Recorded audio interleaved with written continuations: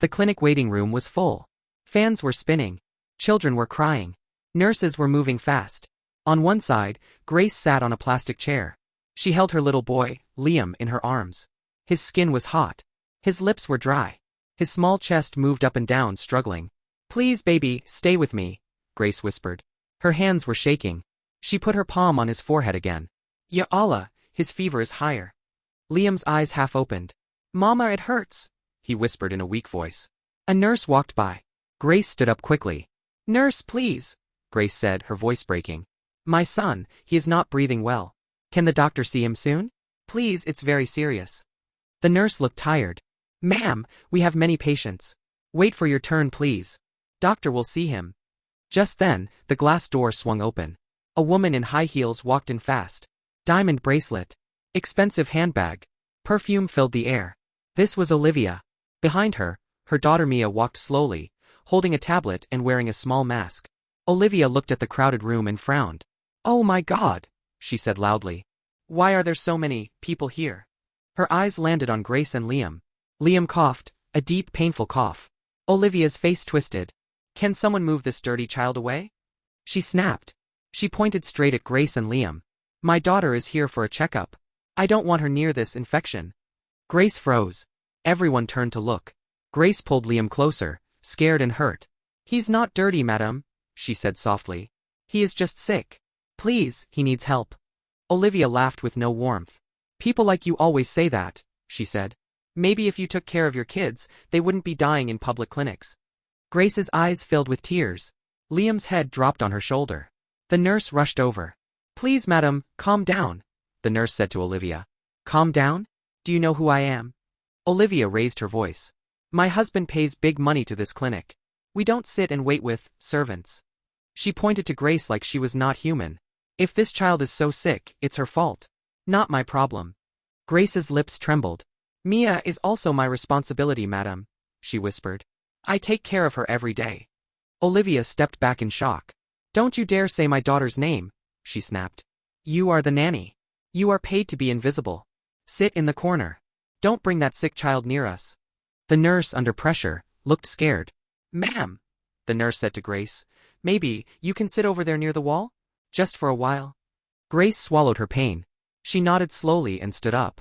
As she moved, Liam's head rolled back. His eyes closed. His chest rose with effort. The nurse glanced at him, and her smile dropped. "Wait," she whispered. She checked his pulse. Her face turned serious. "His heart rate is very high. His breathing is bad." She looked up toward the doctor's room. "If we don't take him in now," she whispered. The door to the doctor's room opened. And what happened next changed everything. That morning, the mansion kitchen was bright and warm. Grace stood by the stove, still in her simple clothes. She stirred a pot of soup and checked the time again. "Liam, finish your breakfast," she called. "We have to go.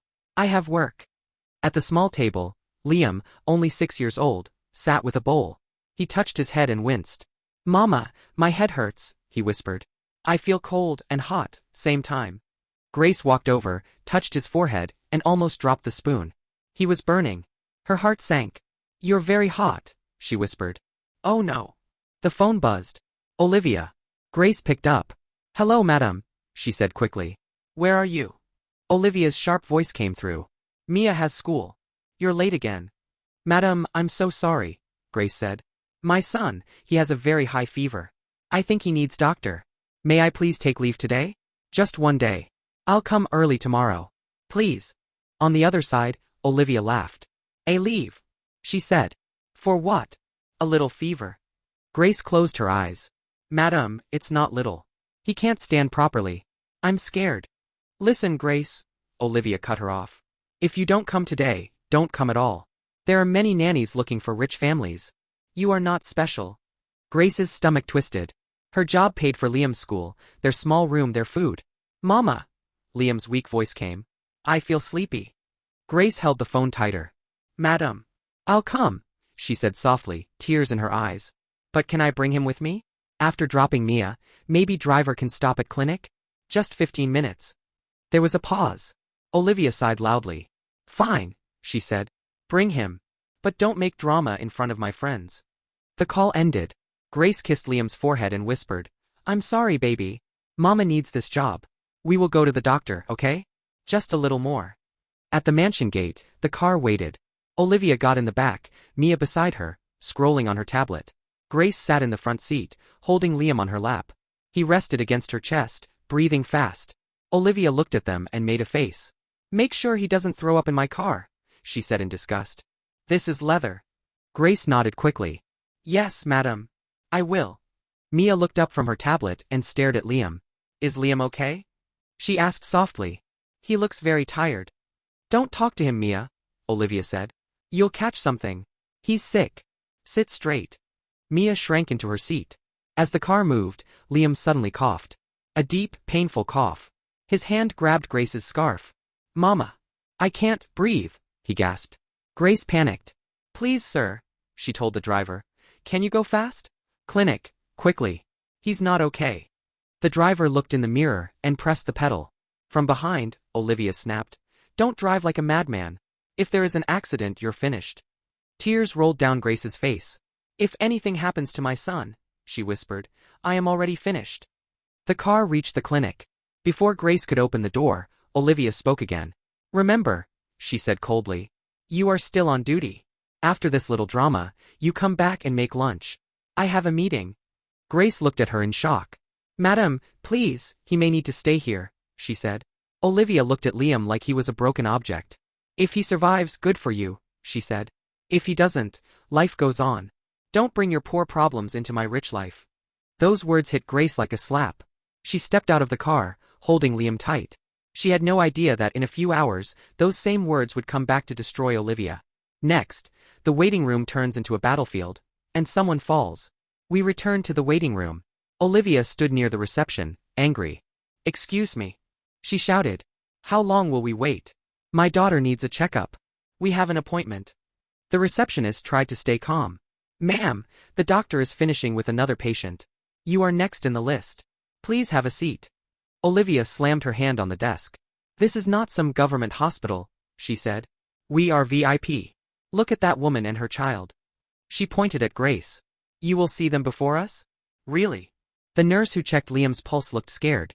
Ma'am, that boy's condition is serious, she explained softly. His breathing is bad. We may need to take him in first. Olivia's eyes flashed. Is this a joke? She said. My husband donates to this clinic. We keep you people alive. And you're telling me a servant's child is more important than my daughter. Grace hugged Liam tighter. She wanted to speak, but her throat felt closed. Liam's little fingers tugged her sleeve. Mama, he whispered. I'm cold. His head dropped again. The door to the doctor's room opened. Dr. Daniel Carter stepped out. White coat. Tired eyes. Calm face. He looked at the nurse. What's going on here? He asked. Before the nurse could answer, Olivia rushed to him. Doctor, she said loudly. Finally. We've been waiting so long. See my daughter first. She has a little cough and I don't want it to get worse. Dr. Carter glanced at Mia. She was standing, breathing fine, looking more bored than sick. Then he looked at Liam, limp in Grace's arms. Ma'am, the nurse whispered. This boy? Very high fever. Chest not clear. Pulse is weak. Dr. Carter walked quickly to Grace. What is his name? He asked gently. Liam, Grace replied, her voice shaking. He is 6. Fever since last night. Now he can't breathe well. He touched Liam's forehead, checked his chest, listened with his stethoscope. His face turned serious. We need him inside now, he said. He might have serious infection in the lungs. If we delay, it can be dangerous. Olivia stepped in front of him. Excuse me, she said. We had the appointment. This woman came with me in my car. She is my nanny. She can wait. We go first. Dr. Carter looked at her quietly. You are his nanny? He asked Grace. Grace nodded, embarrassed. Yes, but I'm also his mother, she whispered. He is all I have. Olivia rolled her eyes. She is emotional, she said to the doctor. You know these people. Always crying. Dr. Carter straightened his back. In this clinic, he said slowly, we don't treat people by money. We treat by need. He turned to Olivia. Your daughter can sit. She is stable. She is walking. She is talking, he said. This boy might not be walking at all if we don't move now. The waiting room went silent. Olivia's face turned red. Do you know who I am? She hissed. Yes, Dr. Carter replied calmly. You are a mother. Just like she is. He pointed to Grace. And right now her child needs me more. He nodded to the nurse. Take the boy inside. Prepare oxygen. I'll be there in 1 minute. The nurse quickly brought a small stretcher. Grace almost broke, watching Liam lie so still. As they rolled him to the room, Olivia shouted, "This is unfair. I will complain. I will tell my husband. This clinic will regret this." Dr. Carter looked at her with tired kindness. "Ma'am," he said, "diseases don't care about your last name." He turned and went inside. Olivia stood there, shaking with anger. Mia tugged her sleeve. "Mom," Mia said softly, "you were too mean. Liam is my friend." "Quiet, Mia," Olivia snapped. "You don't understand. People like them must know their place." Mia looked down, hurt. Minutes passed. Grace waited outside the room, hands locked, whispering prayers. Then suddenly, a sound cut the air. A small cry. "Help!" The girl fainted. Everyone turned. Mia had collapsed on the floor. Her tablet was beside her. Her face had gone pale. The nurse rushed to her. "Her pulse is racing," the nurse said. "Doctor." Olivia ran to her daughter, panic exploding in her chest. "Mia! Baby! Open your eyes!" She cried. Her hands shook now. "Somebody help her." Dr. Carter came out at once. He looked at Mia, then at Olivia. "We will help," he said. "But listen carefully, what happens next you must accept." Because this time, Olivia needed the same people she had crushed. Olivia breaks, secrets come out, and karma walks into the room. They lifted Mia gently onto another bed. Olivia followed, crying. "Doctor, please," she begged. "Do something. She is all I have. I don't care how much it costs." Dr. Carter checked Mia's breathing and pulse. "She is having a panic attack," he said. "Her breathing is shallow. Maybe also an allergy. But we will control it." He looked at the nurse. "Bring the inhaler pack," he ordered. "And saline." The nurse ran to the cabinet. She opened one drawer. Then another. Her face turned white. "Doctor," she said softly, "the inhalers, they finished this morning. New stock is coming, but it's still on the way." Olivia stared at her. "What do you mean finished?" She shouted. "This is a clinic. You can't finish things when my daughter needs them." "There's a pharmacy 2 streets away," the nurse said. "We can send someone to bring it. But it will take some time." Mia's breathing was fast. Tears rolled down her cheeks. "Mom," she gasped, "I'm scared." Olivia's heart almost stopped. "Help her," she cried out. "Someone go and bring it. I'll pay anything." The driver had left. Olivia had never gone to that pharmacy herself. She didn't know what to do. Then a soft voice came from the side. "I'll go," Grace said. Everyone turned. She stood there, eyes swollen, clothes wrinkled, hands still shaking from fear for Liam. Dr. Carter looked at her. "Your son is stable for now," he said gently. "We gave him oxygen and medicine. He is sleeping. His condition is serious, but he is fighting. If you go fast." Grace nodded. Olivia stared at her like she had seen a ghost. "You?" Olivia whispered. "After everything, you would go?" Grace looked at Mia. The little girl was crying, clutching the bedsheet. "Auntie Grace," Mia gasped, "don't leave me." Olivia's head snapped toward her daughter. "You called her what?" she asked softly. Mia struggled to breathe. "She plays with me, she tells me stories, she hugs me when you shout," Mia whispered. "Please don't be mean to her." Olivia felt something cut inside her chest. It wasn't anger this time. It was shame. Grace stepped closer. "I will go," she said. "I know the way. I have gone there before to buy medicine for Liam. Give me the prescription." The nurse quickly wrote it and handed it to her. Grace turned to leave. Olivia grabbed her arm, voice trembling. "Grace, I am so sorry," she said. The words came out heavy. "For what I said. For how I treated you. For how I spoke about your son." Grace looked at her in surprise. Her eyes were tired, but still kind. "Madam," she said slowly, "your daughter needs help. It is not the time for words. I will go now." She pulled her arm away gently and ran out. Rain had started. Grace ran through the wet street, slippers splashing in the water.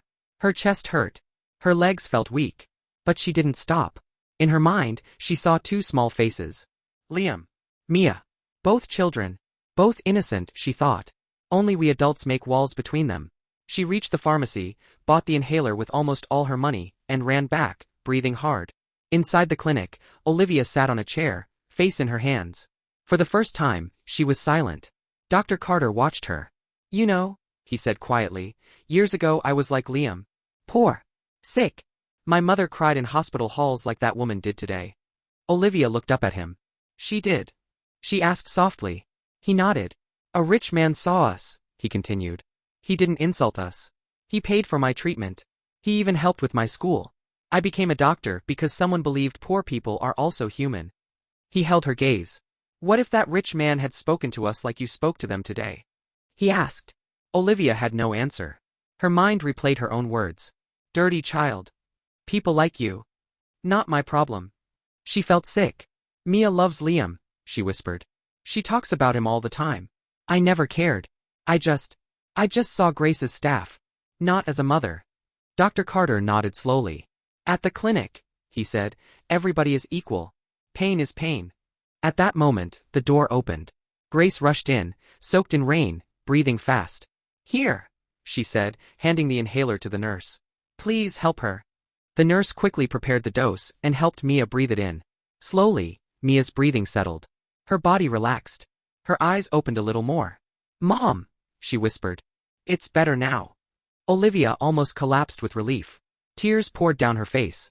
Thank you, she cried. She turned to Grace. Olivia walked to her, then suddenly fell to her knees on the clinic floor. Everyone stared. She held Grace's hand and pressed her forehead to it. I am sorry, she sobbed. I am so sorry. I insulted your child when mine was completely fine. And when my daughter was in danger, you still helped her. Grace tried to pull her up. Madam, please stand. People are watching. Let them watch, Olivia said. Let them see what pride did to me. Her voice cracked. You begged for help. I mocked you, she whispered. But you ran in the rain to save my daughter. Grace's eyes filled again. I did it for Mia, she said softly. She is innocent. She loves my Liam. She always shares her toys with him. She hides food in her room for him. She smiled sadly. Sometimes I think she is kinder than both of us. Olivia laughed through her tears. You are right, she said. Dr. Carter came closer. Liam is resting, he said. We will keep him here for a few days. He needs strong medicine, maybe some tests. It will be expensive. Grace's face fell. Expensive, she whispered. She thought about her small savings. It was not enough. Olivia stood up. I will pay, she said at once. Grace stared at her. Madam, no, you don't have to. Yes, I do, Olivia said firmly. I delayed you. I insulted you. I tried to stop his treatment. If anything happened to him, it would be my fault. She took a deep breath. From today, she added, I will pay for all his treatment. And his school fees. And you will not be just a nanny. You will be part of our family, if you still want to work with us. Grace blinked, shocked. Why? She asked softly. Because you are a better human than I am, Olivia replied. Because my daughter loves you. And because I finally understand, money does not make me bigger than you. She looked at the floor, ashamed. I have been blind, she whispered. Grace was quiet for a long moment. Then she looked toward Liam's room. Then toward Mia, now breathing calmly. She nodded slowly. I will accept your help, she said. Not for myself. For Liam. For his future. She looked into Olivia's eyes. But promise me one thing, madam. What? Olivia asked quickly. Never talk to any poor person the way you talked to me today, Grace said. Not to a maid. Not to a driver. Not to anyone. Olivia swallowed hard. I promise, she said. I swear. Mia called out. Auntie Grace, come here, she said in a small voice. Grace went and sat by her bed. Mia took her hand. Thank you for saving me, she whispered. And, please tell Liam I want to share my toys with him forever. Grace smiled, tears running down. I will, she said. And he will be very happy. Olivia watched them, the nanny holding her child's hand, the same nanny she had pushed down for years. That picture burned into her heart. That was her real karma. Days later, Liam got better. The clinic staff often remembered that day. The rich woman who screamed at a poor child. The same woman, kneeling on the floor, begging that poor mother for help. Olivia changed. At home, she gave Grace proper time off. She spoke with respect to the staff. She sat with Liam and helped him with homework. She hugged Mia more and shouted less. Sometimes when she passed by the clinic, she would look up and whisper, Thank you for teaching me. Because karma did not come with anger. It came with a lesson. Voiceover closing for your video. Sometimes, we think money makes us bigger than others. But inside a clinic, on a sickbed, or in front of death, all hearts are the same. Never insult someone just because they are poor. They might be the only person who will save you one day. If you were in Grace's place, would you forgive Olivia? Have you ever seen someone behave like this in real life? Remember, status can fall in 1 second. But kindness is never wasted.